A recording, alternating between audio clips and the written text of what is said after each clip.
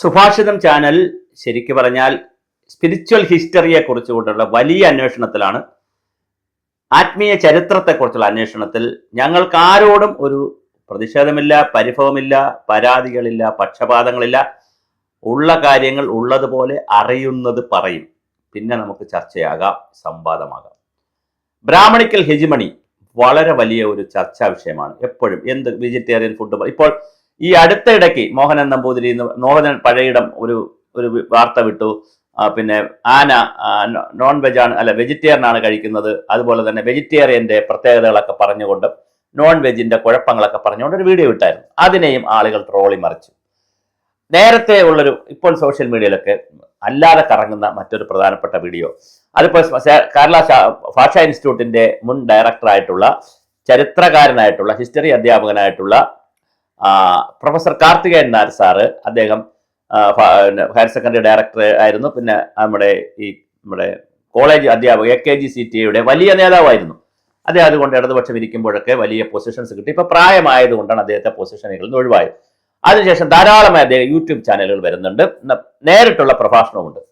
ഈ ഇടയ്ക്ക് അദ്ദേഹത്തിന്റെ ഒരു പ്രഭാഷണം വളരെ ലൈവായി വൈറലായ ഒരു പ്രഭാഷണം, അദ്ദേഹം മാത്രമല്ല ഒരുപാട് പേര് പറയുന്നുണ്ട്. സുനിൽ പിള്ളയുടെ പോലുള്ള ആളുകൾ, അങ്ങനെ ഒത്തിരി വൈശാഖൻ, ഇങ്ങനെ ഒത്തിരി പേര് പറയുന്നുണ്ട്. അതായത് ബ്രാഹ്മണിക്കൽ ഹെജിമണിയാണ് ഒരു വിഷയം. എന്താണ് ഉദ്ദേശിച്ചിരിക്കുന്നത്?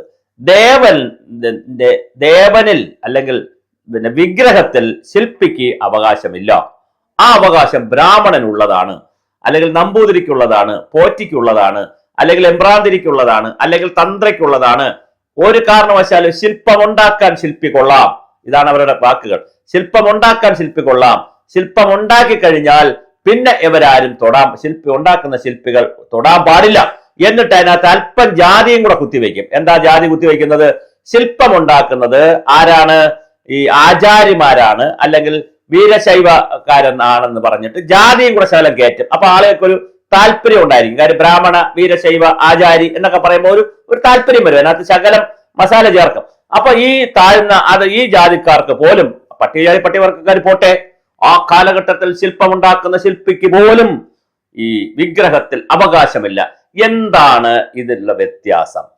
ഇത് ഹിന്ദു സമാജം ഇതൊക്കെ അറിഞ്ഞേ പോകാൻ പറ്റൂ ഇനി മുമ്പോട്ട്, അല്ലെങ്കിൽ അറിയണം. അല്ലെങ്കിൽ ഈ അബദ്ധങ്ങളുടെ കാര്യങ്ങൾ കാണരുത്, കേൾക്കരുത്. നമ്മൾ ആളുകളെ ബഹിഷ്കരിക്കണമെന്നല്ല, ഈ വിഷയങ്ങളെ ബഹിഷ്കരിക്കണം. അല്ലെങ്കിൽ കാര്യകാരണ സഹിതം പഠിക്കാൻ ശ്രമിക്കണം. ഇതിന്റെ ഒരു വലിയ പ്രശ്നമുണ്ട്. അതായത് നമുക്കൊരാൾ വീട് വെച്ച് തന്നു, നമ്മൾ പൈസ കൊടുത്തു, പിന്നെ ആർക്കിടെക്ട് വരച്ചു, എഞ്ചിനീയർ വീട് വെച്ച് കഴിഞ്ഞാൽ പിന്നെ അവർക്കതിൽ ഒരു അവകാശവും ഇല്ല. പിന്നെ നമ്മുടെ വീട്ടിൽ കയറണമെങ്കിൽ നമ്മുടെ അനുവാദം വേണം. അത് ഭൗതിക ലോകത്ത്. ഞാൻ ആത്മലോകത്തേക്ക് വരാം. അത് ഭൗതിക ലോകത്ത് നമുക്ക് വീട് വെച്ച് തന്നാൽ, കാർ വാങ്ങിക്കഴിഞ്ഞാൽ ആ കാർ ഉണ്ടാക്കിയ ടൊയോട്ടോ കമ്പനിക്ക് ഒരവകാശമില്ല. നമ്മൾ കാശ് കൊടുത്ത് മേടിച്ചു കഴിഞ്ഞു. പിന്നെ അവർക്ക് ഒരവകാശമില്ല, തൊടാനും പറ്റത്തില്ല. നമ്മൾ അനുവാദം വേണം തൊടണമെങ്കിൽ. തൊട്ടാൽ അയിത്തമാവൂ എന്നുള്ള വേറെ, പക്ഷെ തൊടണമെങ്കിൽ നമ്മൾ അനുവാദം വേണം. വീട് വെച്ചാൽ തീർച്ചയായിട്ടും വീട്ടിനകത്ത് കയറണമെങ്കിലോ ബെഡ്റൂമിൽ കയറണമെങ്കിലോ, ശരി, ഒരാൾ എഞ്ചിനീയറോ നമ്മുടെ ആർക്കിടെക്റ്റോ വന്നു, ശരി, നമ്മൾ പിന്നെ ഫ്രണ്ട് റൂമിൽ കയറ്റി സിറ്റ് ഔട്ട് ചെയ്തിട്ട് കാര്യങ്ങളൊക്കെ പറഞ്ഞ് ചായയൊക്കെ കൊടുത്തു. പക്ഷെ ബെഡ്റൂമിൽ കയറണമെങ്കിലോ, ഒന്ന് അടുക്കളയിൽ കയറണമെങ്കിലോ, എന്തിന് ബാത്റൂമിൽ കയറണമെങ്കിൽ പോലും ഞാനൊന്ന് ബാത്റൂം എവിടെയാണെന്ന് പൊക്കോട്ടെ എന്ന് ചോദിച്ചിട്ടേ പോകുള്ളൂ. പൂജാമുറി കയറണമെങ്കിലോ പറ്റത്തില്ല. എന്താണ് വിഗ്രഹവും ശില്പവും തമ്മിലുള്ള വ്യത്യാസം? ഇത് പറഞ്ഞു കൊടുക്കൂല. ഇത് പറഞ്ഞാൽ വേറെ പിന്നെ ആളുകൾ കേട്ടോണ്ടിരിക്കത്തില്ലല്ലോ, കൈയടിക്കൂലല്ലോ. എന്താണ് ശില്പം എന്ന് പറയുന്നത്? ശില്പി തന്നെയാണ് ഉണ്ടാക്കുന്നത്, തർക്കമേ ഇല്ല. ശില്പിക്ക് അത് കഴിയുകയുള്ളൂ. ശില്പം ഉണ്ടാക്കി കഴിഞ്ഞാൽ ആ ശില്പത്തെ ക്ഷേത്രത്തിലേക്ക് കൊടുക്കും. ക്ഷേത്രത്തിലേക്ക് കൊടുത്തു കഴിഞ്ഞാൽ ആ ശില്പത്തെ രണ്ട് രീതിയിൽ ഷഡാധാര പ്രകാരം, അതെന്താണെന്നൊരു സെപ്പറേറ്റ് വീഡിയോ ചെയ്യേണ്ടത് നമുക്ക് ചെയ്യാം. ശബരിമല പോലുള്ള, ഏറ്റുമാനൂരുള്ള, വൈക്കത്തഷ്ടമപ്പനെ പോലുള്ള വലിയ വലിയ ക്ഷേത്രങ്ങളിലൊക്കെ ഷഡാധാര ക്രിയയാണ് ചെയ്തിരിക്കുന്നത്. അത് ആ സമ്പ്രദായം, അത് വേറൊരു വീഡിയോ ചെയ്യാൻ തന്നെ ഉണ്ട്, അത് നമുക്ക് പറയാം. അപ്പോൾ ഷഡാധാര ക്രിയയിൽ ചെയ്തിരിക്കുന്ന അമ്പലങ്ങളും അല്ലാത്ത സാധാരണ പീഠങ്ങളിൽ വയ്ക്കുന്ന അമ്പലങ്ങളും ഒക്കെയുള്ള സ്ഥലങ്ങളിൽ ഇതങ്ങോട്ട് പോയാൽ, ശില്പം അങ്ങോട്ട് പോയി കഴിഞ്ഞാൽ അത് പിന്നെ വൃത്തിയാക്കി അതിനെ വച്ചതിന് ശേഷം അതിൽ എന്ത് ചെയ്യും? അതിൽ പൂജാതി വിധികൾ പ്രകാരം, താന്ത്രിക വിദ്യ പ്രകാരം അതിനകത്തേക്ക് കാര്യങ്ങൾ ചെയ്യാൻ തുടങ്ങും. അങ്ങനെ പൂജാതി വിധി പ്രകാരമൊക്കെ ചെയ്ത് തന്ത്രി മൂലമന്ത്രം ചൊല്ലി, ആ മൂലമന്ത്രം പോറ്റിയുടെ ചെവിയിൽ മാത്രം, ഓരോ ക്ഷേത്രത്തിനും ഓരോ മൂലമന്ത്രമാണ്, അല്ല ഓരോ സ്ഥലത്തിനും ഓരോ രീതി. അതെന്താണെന്ന് പോറ്റിക്ക് പറഞ്ഞു കൊടുത്ത്, പോറ്റിക്ക് മാത്രമാണ്, അല്ലാതെ മൂലമന്ത്രം പബ്ലിക് ഡോക്യുമെന്റ് അല്ല. അത് പറഞ്ഞു കൊടുത്തതിന് ശേഷം പ്രാണപ്രതിഷ്ഠ, അതായത് തന്റെ ശരീരത്തിലെ തന്ത്രിയുടെ അല്ലെങ്കിൽ അത് ചെയ്യുന്ന ആചാര്യന്റെ ശരീരത്തിന്റെ പ്രാണനെ അതിൽ പ്രതിഷ്ഠിക്കും. ഏതിൽ? ഈ ശില്പത്തിൽ പ്രാണനെ കൊടുക്കുന്നു. ഇതാണ് കഥ. അങ്ങനെ പ്രാണപ്രതിഷ്ഠ ചെയ്ത് അതിനെ വിഗ്രഹമാക്കി മാറ്റും. വിഗ്രഹം എന്ന് പറഞ്ഞാൽ വിശേഷാൽ ഗ്രഹിക്കേണ്ടത്. അപ്പൊ ശില്പം എന്തായി മാറി? വിശേഷാൽ ഗ്രഹിക്കേണ്ട ഒരു രൂപമായി മാറി. അതിൽ പിന്നെ വരുന്നതിന്റെ പേരാണ് ചൈതന്യം. പ്രപഞ്ചത്തിലെ സൂര്യൻ, ചന്ദ്രൻ, വായു, വെള്ളം, പഞ്ചഭൂതങ്ങൾ, കടല്, എല്ലാം എന്തൊക്കെ പഞ്ചഭൂതങ്ങളുണ്ടോ സകല പഞ്ചഭൂതങ്ങളുടെയും പർവ്വതങ്ങൾ, താഴ്വരകൾ, മലകൾ, വയലുകൾ, അതങ്ങനെ തുടങ്ങിയ ഭൗതിക വസ്തുക്കളുടെയും എല്ലാ ഊർജത്തെയും ഈ വിഗ്രഹത്തിലേക്ക് ആവാഹിക്കും.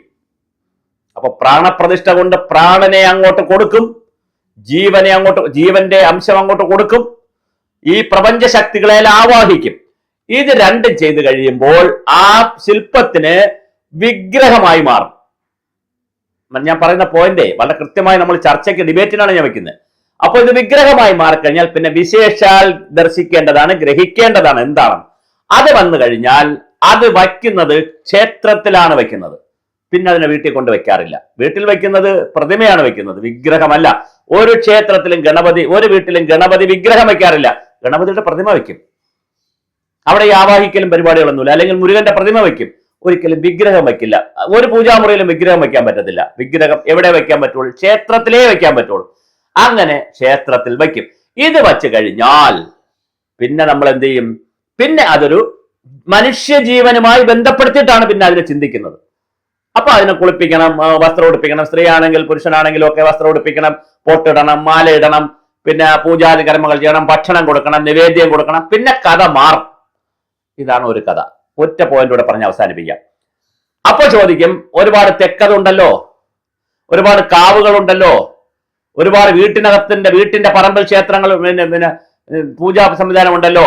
ഇന്ത്യയിലെ, ഭാരതത്തിലെ പൂജാ സമ്പ്രദായ രീതി അനുസരിച്ച് താന്ത്രിക വിദ്യയിൽ വരുന്ന ഇത്തരം ക്ഷേത്രങ്ങളുണ്ട്, അല്ലാതെ വരുന്ന ക്ഷേത്രങ്ങളുണ്ട്. അത് അത് ഞാൻ തിരിച്ചു പറയാം. വീട്ടിൽ വരുന്ന തെക്കത്, കാവ്, അങ്ങനെയുള്ള ഒരു ആരാധന സമ്പ്രദായം. രണ്ടാമത്തെ ആരാധന സമ്പ്രദായമാണ് ഗ്രാമദേവത. അതായത് ഒരു ഗ്രാമത്തിനൊരു ക്ഷേത്രം. അത് കുറച്ചുകൂടി വലുതായിരിക്കും. അപ്പൊ വീട്ടിന് ക്ഷേത്രം അല്ലെങ്കിൽ വീട്ടിന് കാവ്, തെക്കത്. അത് കഴിഞ്ഞാൽ ഗ്രാമത്തിനൊരു ക്ഷേത്രം. പിന്നെ ശബരിമല പോലെയൊക്കെ ഉള്ള ആർക്കും വരാൻ പറ്റുന്ന വലിയ ക്ഷേത്രം. ഗ്രാമക്ഷേത്രങ്ങളാണ് പലപ്പോഴും അവിടെ സംസ്കൃതം പഠിപ്പിച്ചിരുന്നു, അവിടെ പൂജാതി കർമ്മങ്ങൾ പഠിപ്പിച്ചിരുന്നു. കുട്ടികളൊക്കെ വൈകുന്നേരം അവിടെ വരുമായിരുന്നു, കുടുംബക്കാർ വരുമായിരുന്നു, അവിടെ രാമായണം പാരായണം ചെയ്യുമായിരുന്നു, മഹാഭാരതം പറയുമായിരുന്നു, കഥകൾ പറയുമായിരുന്നു, പുരാണം പറയുമായിരുന്നു, സദ്യയല്ല അന്നദാനം കൊടുക്കുമായിരുന്നു. അങ്ങനെ ഒരു നാടിന്റെ സാംസ്കാരിക കേന്ദ്രം കൂടിയായിരുന്നു, ഒരു ആത്മീയ സാംസ്കാരിക കേന്ദ്രം കൂടിയായിരുന്നു ക്ഷേത്രം. അത് ഒരു വശത്ത് പോകുന്നു. പിന്നെ വലിയ ക്ഷേത്രങ്ങളുമുണ്ട്. അത് താന്ത്രിക വിദ്യ അനുസരിച്ച് ഞാൻ ഈ പറഞ്ഞ പ്രാണപ്രതിഷ്ഠ, അങ്ങനത്തെ വലിയ കാര്യം. പിന്നെ ആചാര്യന്മാർ ഒരുപാട് പേര് ക്ഷേത്രം പ്രതിഷ്ഠകൾ നടത്തിയിട്ടുണ്ട് പല സ്ഥലത്തും. ഗുരുദേവൻ നടത്തിയല്ലോ. ഗുരുദേവൻ എന്ന് പറഞ്ഞ പക്ഷെ താന്ത്രിക, അദ്ദേഹം വേറൊരു തലത്തിലേക്ക് ഉയർന്ന ആളാണ്. അത് നമ്മൾ മനസ്സിലാക്കണം. അല്ല സാധാരണ ഒരു ഈഴവ സമുദായത്തിൽ ജനിച്ച സാധാരണ ഈഴവനല്ല ഗുരുദേവൻ ആ തലമൊക്കെ കഴിഞ്ഞ് എത്രയോ ഉന്നത തലത്തിലേക്ക്, ആത്മീയതയുടെ ഔന്നത്യത്തിന്റെ വലിയ തലങ്ങളിലേക്ക് പോയ ആളാണ്. ചട്ടമ്പിസ്വാമിയും ശ്രീനാരായണ ഗുരുദേവനും അയ്യാ ഗുരുവും ഒക്കെ, വൈകുണ്ഠസ്വാമികളൊക്കെ. അതുകൊണ്ട് അവർക്ക് ക്ഷേത്രം വെക്കാം. അവർ ക്ഷേത്രം വയ്ക്കുന്നവരാണ്.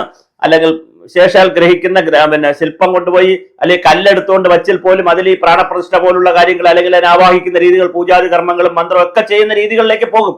അത് വേറൊരു വിഷയം. അപ്പോൾ അങ്ങനെ പല തരത്തിൽ കേരളത്തിൽ ക്ഷേത്രങ്ങൾ വന്നിട്ടുണ്ട്. പക്ഷെ ഏതു തരത്തിൽ വന്നാലും ഗുരുദേവന്റെ ശിവഗിരിയിലെ അരുവിക്കരയിലെ അരുവിപ്പുറത്തെ ഗുരുദേവൻ ശിവലിംഗം എന്നുള്ള പിന്നെ രൂപത്തിൽ ആറ്റിൽ നിന്ന് എടുത്തുകൊണ്ട് വന്ന, നെയ്യാറിൽ നിന്ന് എടുത്തുകൊണ്ട് വന്ന കല്ല് അവിടെ വെച്ച് അതിൽ പൂജകൾ തുടങ്ങി അത് വിശേഷാൽ ഗ്രഹിക്കേണ്ട രീതിയിലാക്കി മാറ്റിയതിനു ശേഷം പിന്നെ അത് കല്ലല്ലേ, ആറ്റി കിടന്നതല്ലേ, ഞങ്ങൾക്ക് തൊട്ടൂടെ, തുണി അനക്കാൻ തന്നൂടെ എന്ന് ആളുകൾ ചോദിച്ചാൽ എന്ത് ചെയ്യാൻ പറ്റും? ഇത് ചോദിക്കുന്നത് പ്രൊഫസർമാരാണ്, ഇടതുപക്ഷ ഫോൾഡറിൽ പെടുന്നവരാണ്, യുക്തിവാദികളാണ്. ഒരു കാര്യം കൂടെ പറഞ്ഞ് ഞാൻ അവസാനിപ്പിക്കാം. വൈരുദ്ധ്യാത്മക ഭൗതികവാദം പറയില്ല. ജനങ്ങളെ വിളിച്ചുകൂട്ടി ദൈവം ഇല്ല എന്ന് പറയില്ല. ആത്മീയ ഭൗതികവാദമാണ് വേണ്ടതെന്ന് പറയില്ല. ശാസ്ത്രമാണ് വേണ്ടതെന്ന് പറയില്ല. പകരം ഈ ആത്മീയ തലത്തിലേക്ക് കയറി അതിനകത്തുള്ള കുത്തിത്തിരിപ്പുണ്ടാക്കി അതിനെ ഏതെങ്കിലും ജാതിയുമായിട്ടൊക്കെ ബന്ധിപ്പിച്ച് ഇതിൽ തന്നെ നോക്കൂ, ബ്രാഹ്മണന്മാര് ബ്രാഹ്മണിക്കൽ, ബ്രാഹ്മണന്മാർക്ക് മാത്രമേ വിഗ്രഹത്തിൽ തൊടാൻ പറ്റുമോ, ബാക്കിയുള്ളവർക്ക് പറ്റുന്നില്ലല്ലോ. ആചാര്യമാർക്കും വിശ്വകർമാർക്കും ശില്പിക്ക് പറ്റുന്നില്ല. അയിത്തമായില്ലേ? ഓ കയ്യടി അയിത്തം. ഒരു കാര്യം കൂടി പറഞ്ഞു, ലാസ്റ്റ് പോയിന്റ്. തന്ത്രി ക്ഷേത്രത്തിനകത്ത് തന്ത്രിയും ആചാര്യന്മാരും പോറ്റിമാരും നമ്പൂതിരിമാരും അടങ്ങുന്ന പോറ്റി ആരായാലും അവർ ക്ഷേത്രത്തിനകത്ത് വിഗ്രഹം വെച്ച് ശില്പം വെച്ച് വിഗ്രഹമായാൽ അവരുടെ ഭാര്യമാർക്ക് പോലും കയറി തൊടാൻ പറ്റത്തില്ല, മക്കൾ കയറി തൊടാൻ പറ്റത്തില്ല. താന്ത്രിക വിദ്യ പഠിച്ച് അങ്ങനെ വന്നാൽ തൊടാം, അല്ലാതെ പിന്നെ മക്കൾ ബാങ്കിൽ ജോലി ചെയ്തിട്ട് ഇതെല്ലാം കഴിഞ്ഞ ഒരു ദിവസം രാവിലെ വന്നിട്ട് ഞാൻ അച്ഛനാണ് എന്റെ അച്ഛൻ തന്ത്രിയായിട്ടെന്ന് അച്ഛനാണെങ്കിൽ പ്രാണപ്രതിഷ്ഠ നടത്തി, അതുകൊണ്ട് മോൻ വന്നിട്ട് അത് എന്റേതാണെന്ന് പറഞ്ഞ് കെട്ടിപ്പിടിക്കാൻ പറ്റൂല. അവർക്ക് പോലും കയറാൻ പറ്റൂല, കുടുംബക്കാർക്ക് കയറാൻ പറ്റൂല, ഒരാളിനും കയറാൻ പറ്റില്ല. കയറിയാൽ വേറെ പരിഹാര ക്രിയകൾ ചെയ്യേണ്ടി വരും. ഇതാണ് വിശ്വാസം. അങ്ങനെ വളരെ പവിത്രമായി സൂക്ഷിക്കുന്ന, പവിത്രമായി മനുഷ്യൻ കരുതുന്ന, മനോഹരമായത് ഉണ്ടെങ്കിലും ഇല്ലെങ്കിലും പവിത്രമായി കരുതുന്ന ഒരു വസ്തുവിന്റെ പുറത്ത് എന്തിനാണ് നിങ്ങൾ ബ്രാഹ്മണിക്കൽ ഹെജിമണി കൊണ്ടുവന്ന് നിങ്ങളുടെ അജണ്ട അതിൻ്റെ ഇടയിൽ കൂടി കയറ്റി കുത്തിത്തിരിപ്പുണ്ടാക്കുന്നത്?